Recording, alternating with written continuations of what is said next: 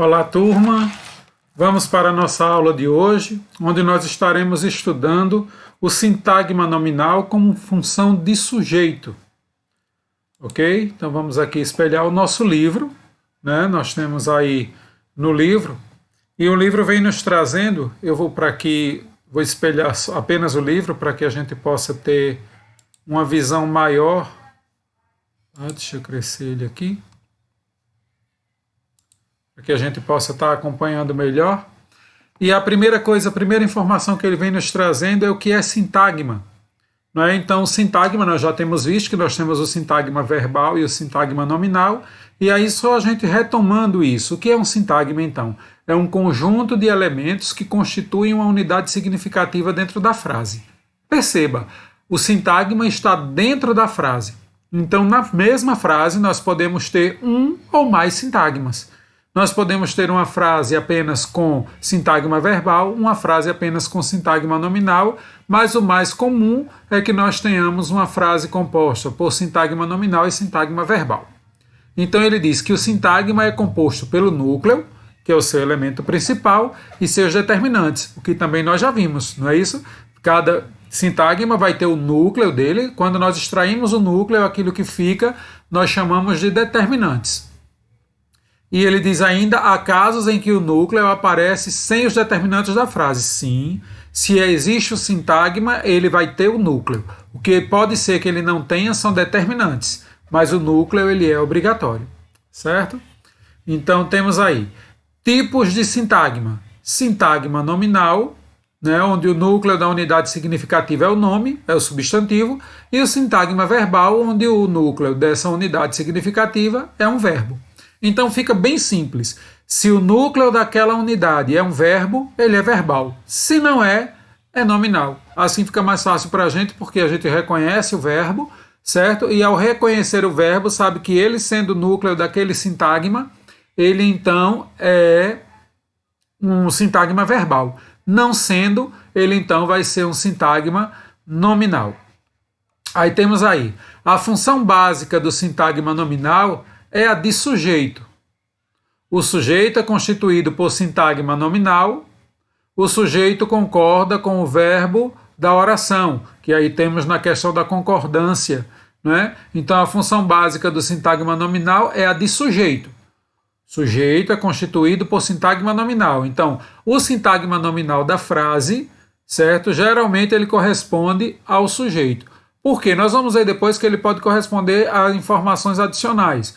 Mas, a princípio, o sintagma nominal é o sujeito da oração, certo? Que vai concordar com o verbo. O que é isso, concordar? Quer dizer que se o verbo estiver no singular, ele vai para o singular. Se ele estiver no plural, ele fica no plural. Se o verbo estiver no masculino, ele está no masculino. Se estiver no feminino, está no feminino.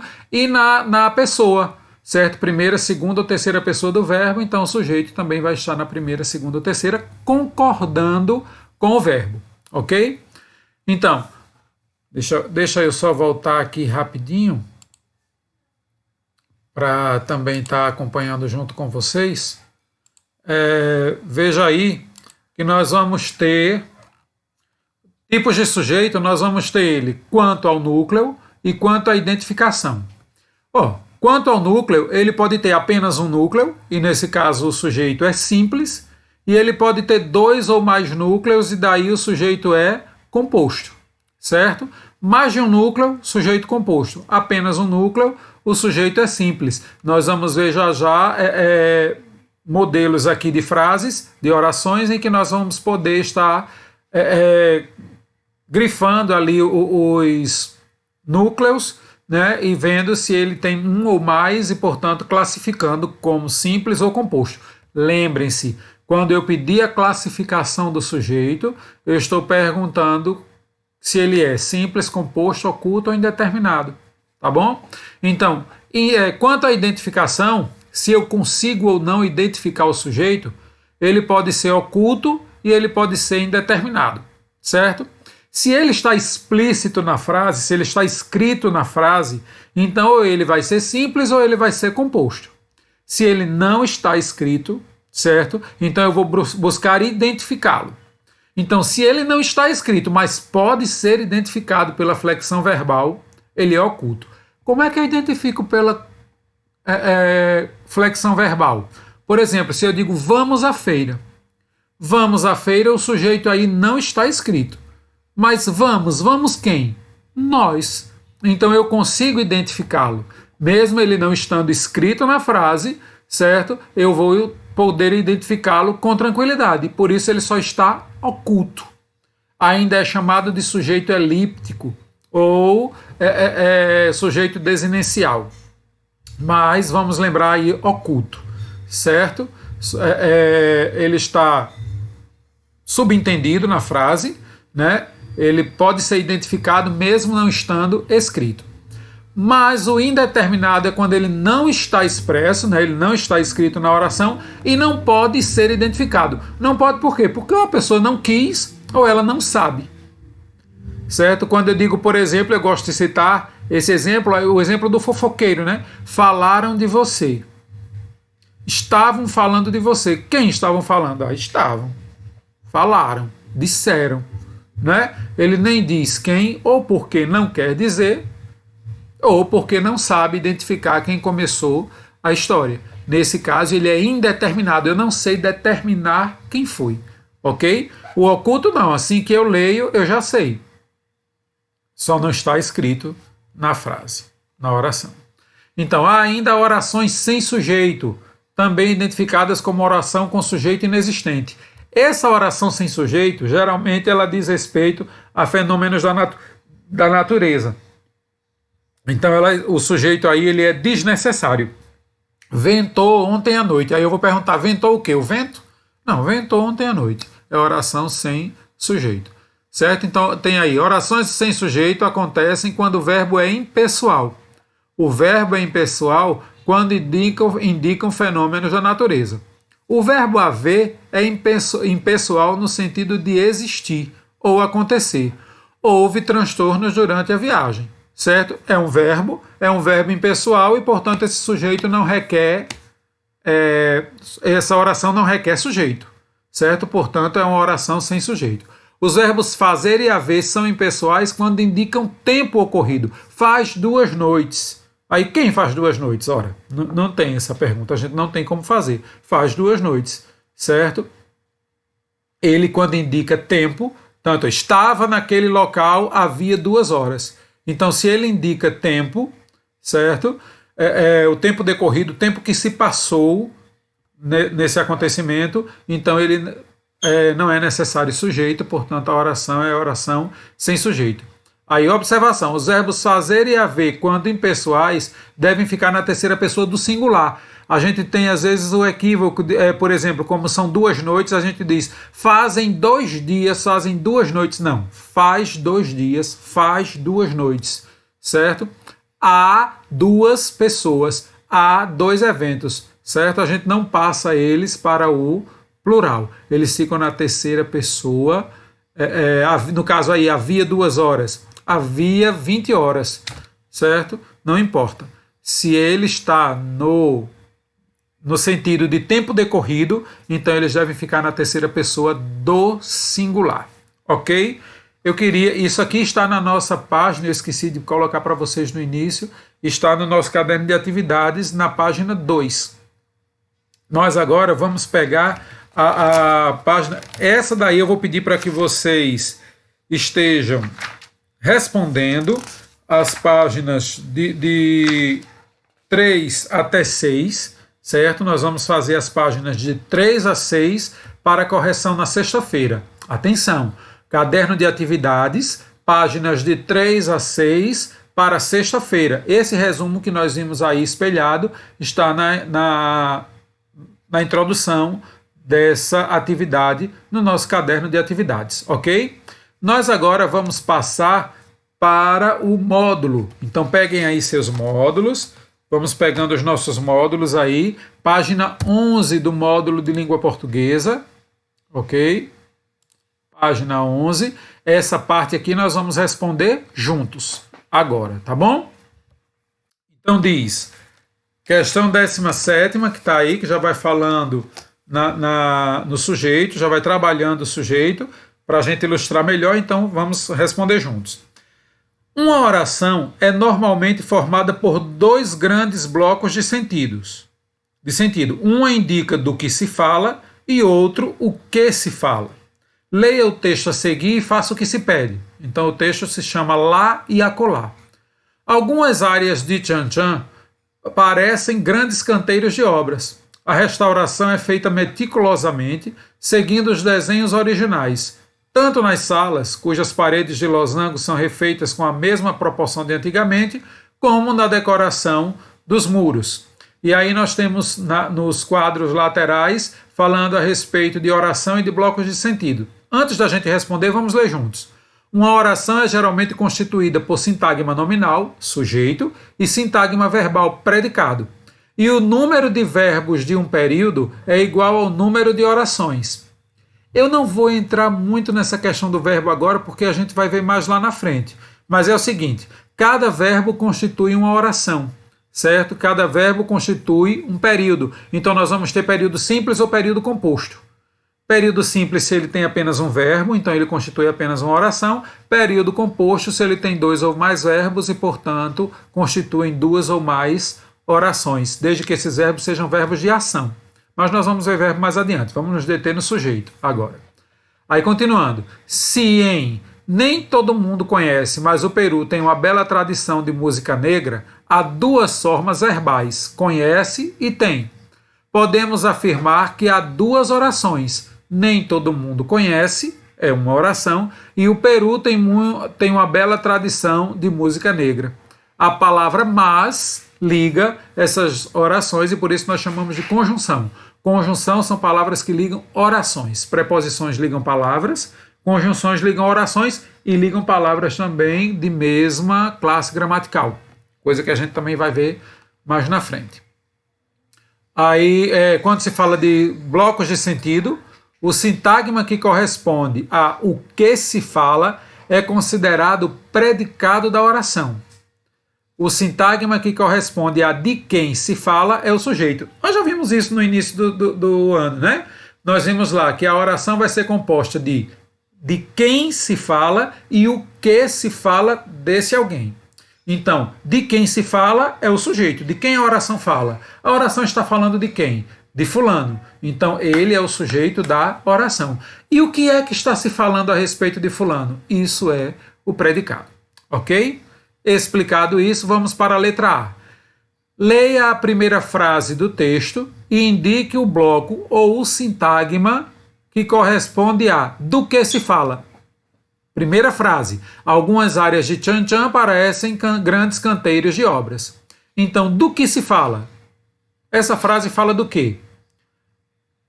Quem parecem grandes canteiros de obras? Algumas áreas de Chan-Chan, certo? Então, algumas áreas de Chan-Chan é do que se fala. Do que é que estou falando? De algumas áreas de Chan-Chan. E o que é que se fala dela? Que elas parecem grandes canteiros de obra. Quais os núcleos desses dois sintagmas? Do primeiro, algumas áreas de Chan-Chan. Qual é o núcleo? Algumas o quê? Áreas. O que de Chan-Chan? Áreas. Então, qual é o núcleo? Áreas. E no outro, parecem grandes canteiros de obras. No caso, algumas áreas de Chan-Chan, o quê? Parecem. Parecem o quê? Grandes canteiros de obras. Então, parecem, o verbo parecer, conjugado aí na forma parecem, é o núcleo do sintagma verbal. Ok?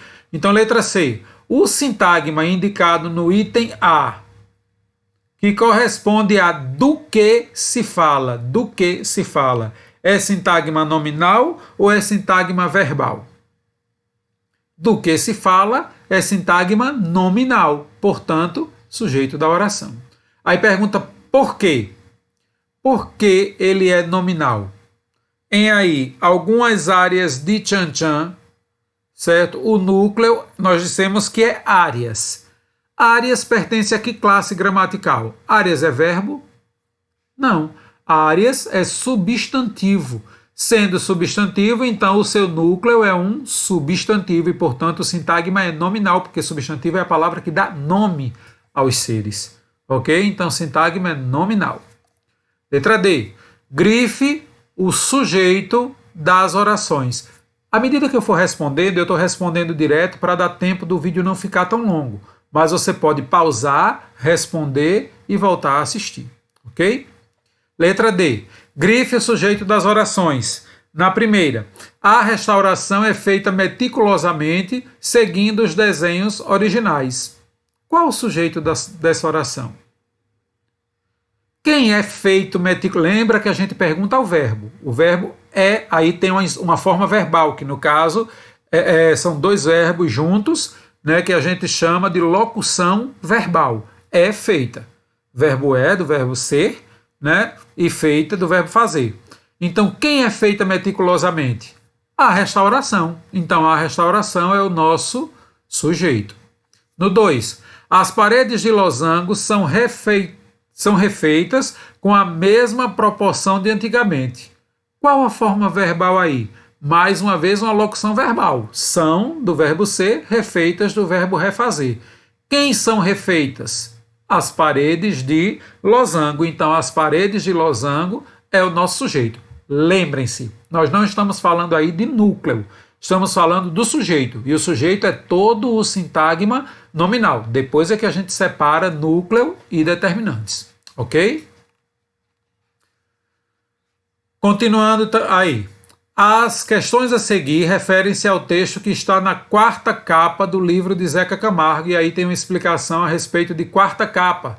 Também chamado de contracapa, esse gênero tem o objetivo de informar o leitor e principalmente de motivá-lo a comprar e ler o livro. Geralmente, esse texto de linguagem clara, objetiva e simples, que não é escrito pelo autor do livro, sendo em geral de responsabilidade da editora que publicará o livro, traz uma apreciação global da obra e ou um resumo sobre seu conteúdo, enfatizando os pontos positivos ou mais interessantes, certo? Então ele é quem vê informações, fazendo com que nós tenhamos aquela água na boca, né? Aquele desejo de comprar o livro, que nós lemos ali o seu resumo e as suas seus principais apontamentos. Então tem aí. Vamos ler então essa quarta capa ou contracapa do livro de Zeca Camargo. Uma segunda volta ao mundo, mas dessa vez os 10 destinos percorridos por Zeca Camargo representam muito mais do que um belo cartão postal. Ele visitou patrimônios da humanidade estabelecidos pela Unesco. Aí já dá curiosidade da gente querer ver quais são, né? São lugares tão diferentes entre si, como Kosovo, na Europa Oriental, Borobudur, creio que é assim, eu não sei se é Borobudur ou Borobudur, mas eu creio que seja Borobudur, a gente lê no português, né? Borobudur, na Indonésia, Sgangawai, no Canadá, Chan Chan, no Peru. Os monumentos e as riquezas culturais e naturais desses patrimônios refletem a trajetória do homem ao longo dos tempos. Mas Zeca vai além e conta a história de pessoas que moram nesses lugares e, através desses relatos, consegue traçar um retrato único e emocionante de regiões tão distantes. 18º. O sujeito da oração pode estar expresso, ou seja, visível no texto, ou oculto.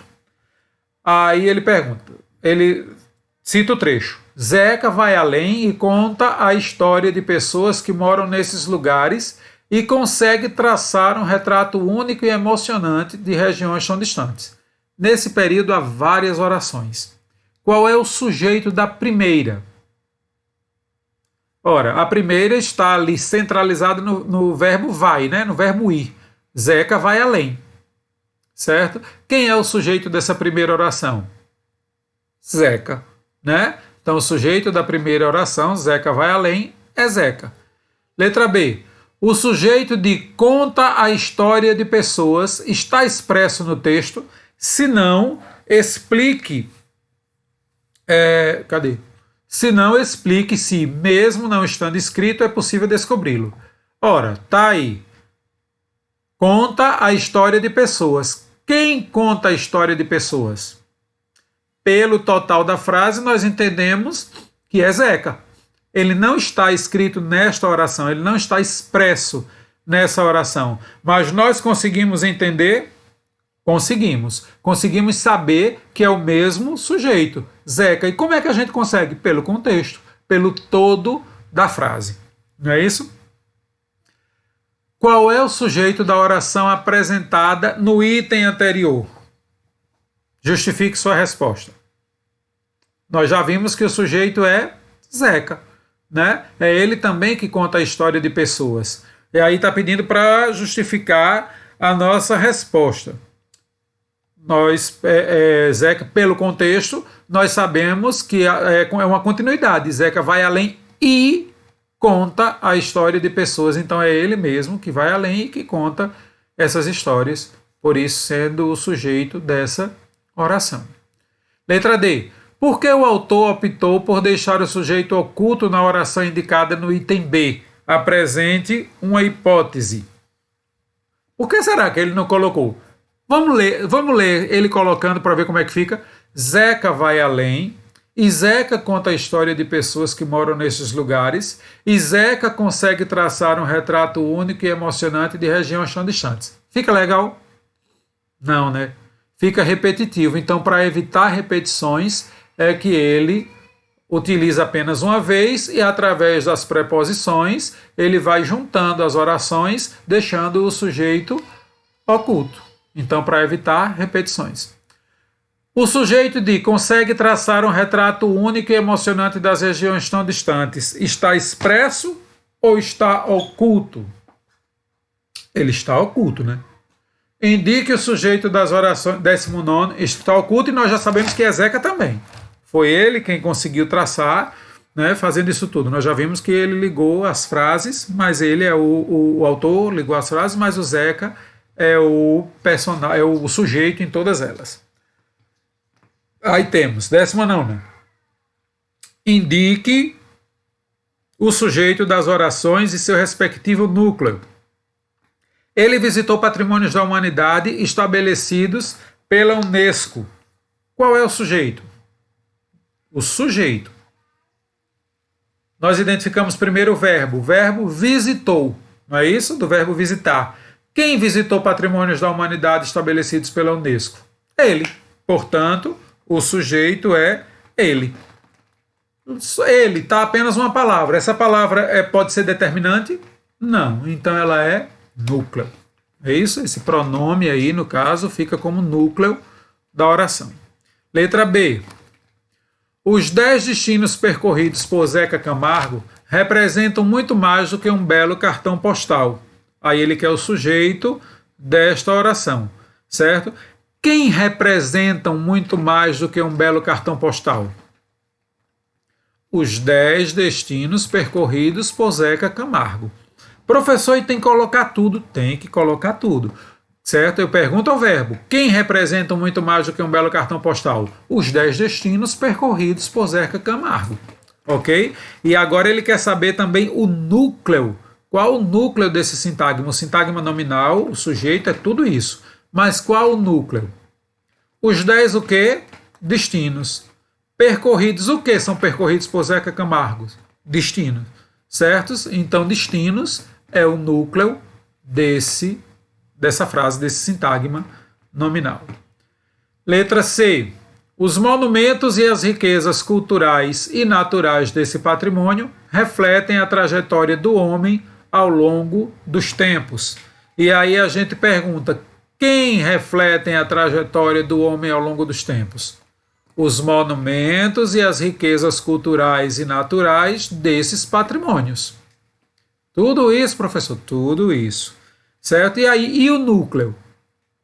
Dessa vez nós não temos um núcleo, nós temos os núcleos, não é? Quem? Os o quê? Monumentos. E as o quê? Riquezas culturais e naturais. Então, quem são culturais e naturais? Monumentos, riquezas. Portanto, eles são o núcleo, são a chave, são o centro dessa oração. Monumentos, riquezas. Certo? São os 2 núcleos. Então, 20º. Quantos núcleos há nos sujeitos indicados por você na questão anterior? Nos itens A e B. Nos itens A e B nós temos apenas um núcleo. No item C nós temos 2. Não é isso? No item C nós temos 2. O sujeito expresso pode ser simples ou composto. Lembra, o sujeito quando não está escrito, ele é oculto ou indeterminado. Certo? Mas quando ele está escrito, ele pode ser simples ou composto. Nós vimos isso lá no nosso resumo. No primeiro caso, há apenas um núcleo e no segundo, dois ou mais. Ou seja, se ele é simples, apenas um núcleo. Se ele é composto, dois ou mais núcleos. Aí ele pergunta, 21ª, qual é o sujeito das orações? Grífio. Chan-chan foi uma grande cidade de barro. Qual o sujeito? Aí eu pergunto ao verbo. O verbo foi, né? Quem foi uma grande cidade de barro? Chan-chan. Então, Chan-chan é o nosso sujeito. Letra B. É impressionante o estado de preservação deste lugar. E agora? Quem é o sujeito? Primeira coisa, vamos identificar o verbo. A frase está na ordem indireta, o que às vezes confunde algumas pessoas. O verbo inicia a frase e não o sujeito. Então, quem é impressionante? O estado de preservação deste lugar. Então, o estado de preservação deste lugar é que é o sujeito da oração. Letra C. Chan-chan significa sol-sol. Verbo significar. Quem significa sol-sol? Chan-chan. Não é isso? Então, Chan-chan é o nosso sujeito. Letra D. Foi encontrado um novo templo. Quem foi encontrado? Um novo templo. Então, um novo templo é o nosso sujeito. Letra E. Eu visitei Chan-chan em março. Quem visitou Chan-chan em março? Eu. Não é isso? Portanto, eu é o sujeito desta oração. Ok, queridos. Mais uma vez, pedindo a vocês que façam as nossas páginas do caderno de atividade, páginas de 3 a 6, para que a gente possa estar corrigindo na sexta-feira, na nossa live ao vivo, né? na nossa aula pelo Zoom. Pelo Zoom não, pelo Meet. Né? Google Meets, então eu estarei mandando o link para vocês na hora da aula. Tranquiliza o coração que na hora da aula o link chega. Bons estudos, se cuidem, fiquem com Deus.